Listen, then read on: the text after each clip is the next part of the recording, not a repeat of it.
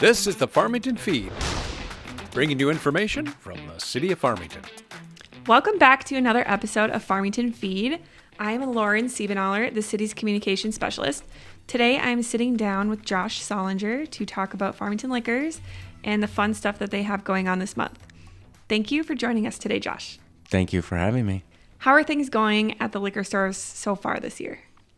Things are going great at the liquor store so far. The day I started is the day we opened the new store, so my reference point is there.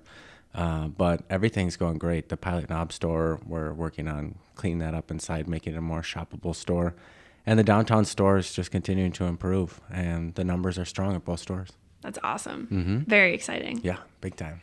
So how is hiring going? Are you still looking to fill any positions? Yeah. We've got pretty much a perpetual open position for the part-time, and we rely on our part-timers quite a bit. So there's a lot of schedule holes that we need to fill. Sure. So we're hopefully getting a few new candidates in this month, some people that can really help the team out. But yeah, we're always looking for some more people to add to the team. I also want to make sure that we're conscious of not burning out our great part-timers that we already have. So sure. Yeah, that's important. Yeah, it's a balancing act, but we're always looking for good people. That's great. Yeah. What does a typical shift for a part-timer look like? Well, we have basically 2 shifts every day other than Sunday. It's just a single shift. But most of our part-time employees either work 10 to 4, 10 to 3, or 4 to close, which is 10 or 9 o'clock. Okay. Yeah. Good to know. Yeah. We can also be flexible with people's schedules too. I understand that, people have other jobs, people have family responsibilities, and the last thing I want to do is having your part-time job impede on your daily life. So right. We try to be as flexible as we possibly can and make sure that you're happy there. Yeah, it seems like staff really love their jobs there. I think so too. I think that it's mostly me. You mostly love it? No, it's mostly me that they love about working there. Yeah. but I like to keep a laid back atmosphere. It doesn't take much effort, or it doesn't take that long to realize what my expectations are. Yeah. I just want a clean and organized store, and I want the customers to have a good experience. Mm-hmm. And that's basically it. Everything else kind of falls in line behind that. But it's a fun, upbeat place to work. It's fun. That's great. Yeah. Seems like you guys have a lot of fun on social media and stuff too. Yeah, we do. Yeah. Yeah. That's one of the things that is really important to me in a workspace. It's got to be fun. If you don't enjoy going into work, it's going to be a really long day. So I keep it light. I have fun with the crew, and they have fun with me. Awesome. Yeah. So you joined the team in August of Mm-hmm. last year, right when the new store was opening. Mm-hmm. What's one thing that you've learned about this industry since you've been here? Oh, just one thing. Or a couple. Well, every single day I learn something new about the products and kind of the waves that the products go in. So there's certain times of the year where we sell a ton of wine, and other times of the year we don't sell any wine.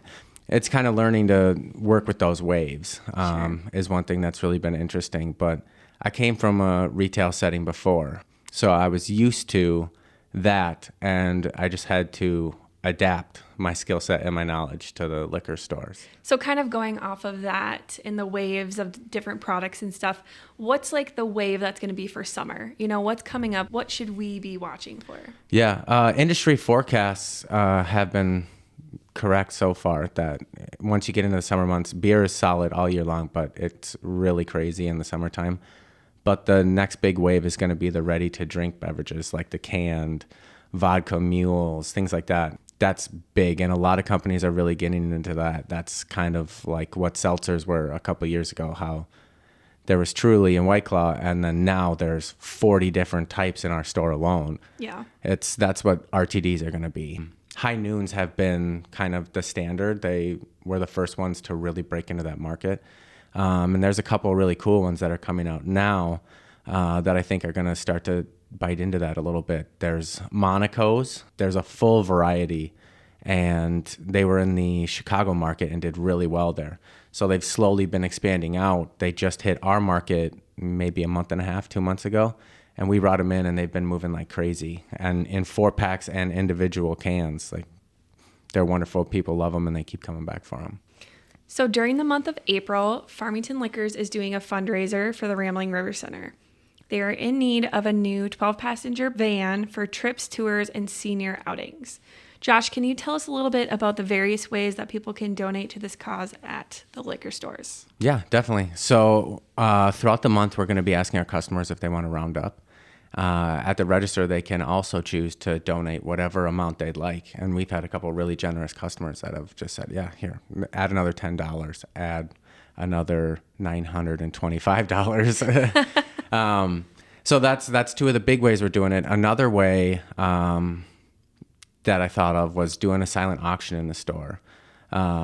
Because it's a big ask, we want to help them get a van. I mean, that's... Right. How much is that van? Do you remember? I think it was $42,000. Wow. And we're not going to be able to do all of it. I Sure. don't think. I'm hopeful, but that would almost quadruple the record of donations that we set in October.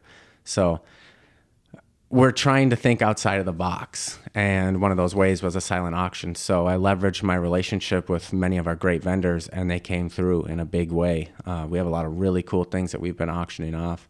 And every Friday of the month, auctions end.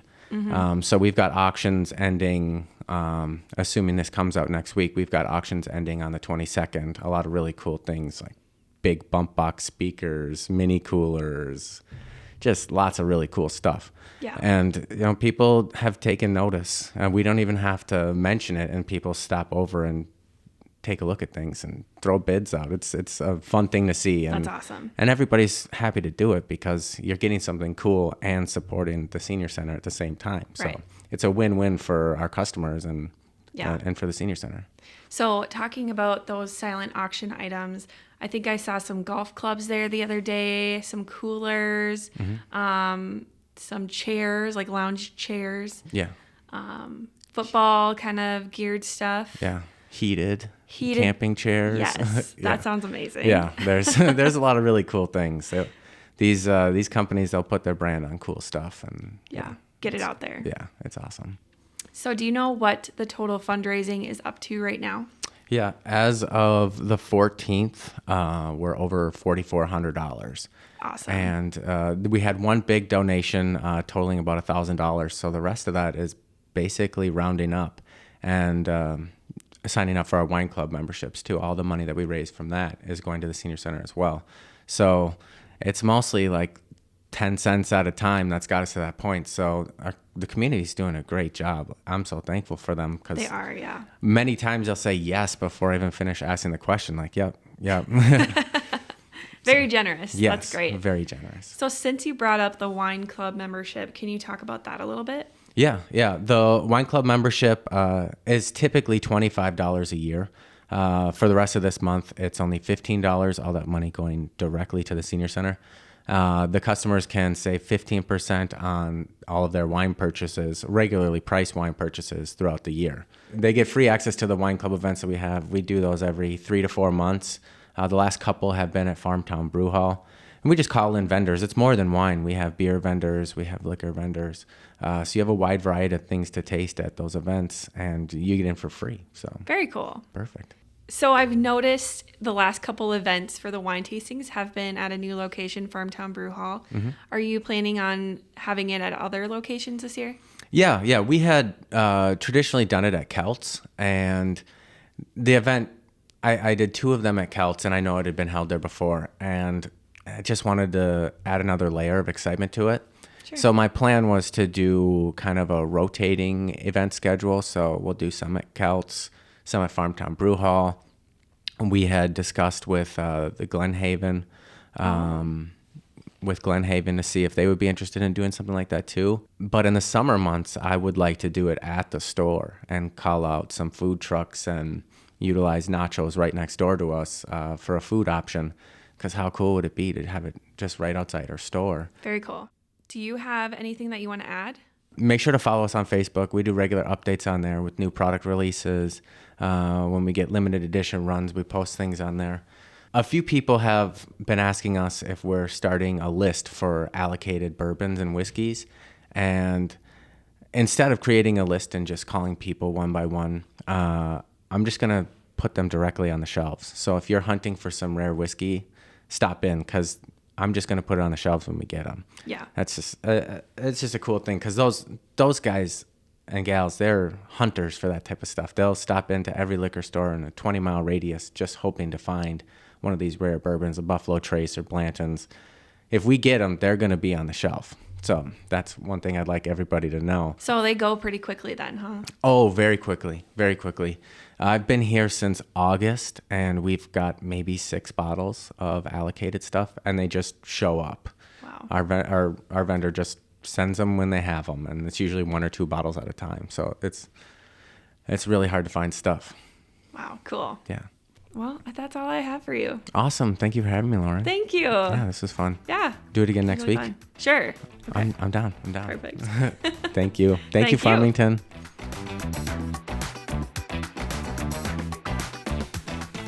Thank you so much to Josh for being our guest today and for talking about all of the awesome things going on at Farmington Liquors. Before I sign off today, I just wanted to touch base on a few things coming up. On Saturday, April 23rd, from 9:30 to 11 a.m., Vermilion River Day is going on at Rambling River Park. Farmington High School environmental science learners want to celebrate and bring awareness to the Vermilion River. Local resident Jackie Dooley sent them a project proposal for creating interest in education about the Vermilion River during Farmington's sesquicentennial. What's going to be going on at Vermilion River Day? Well, they are going to have a few stations. So they'll have a tree station, a river station, tactile station, arts and crafts station, insect observation, and an explorer station. If you're looking for something to do on Saturday, April 23rd, go down to Rambling River Park and check it out. The Rambling River Center Arts and Crafts Fair is coming up on Saturday, April 30th from 9 a.m. to 2 p.m. at the Schmitz-Maki Arena. So come on out and check out all of the cool arts and crafts that people are going to be selling and showing off.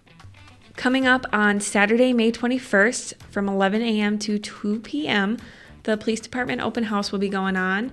If you want to check out the police department and take a tour, if you want to check out the bounce houses, they're going to have some cop corn, like popcorn, but cop corn. And they're just going to have a lot of cool stations going on. So come on out May 21st. One last thing that I want to mention is the city is looking for election judges for this upcoming November election. So if you are interested in becoming an election judge, the applications are due by June 13th to Cindy Muller.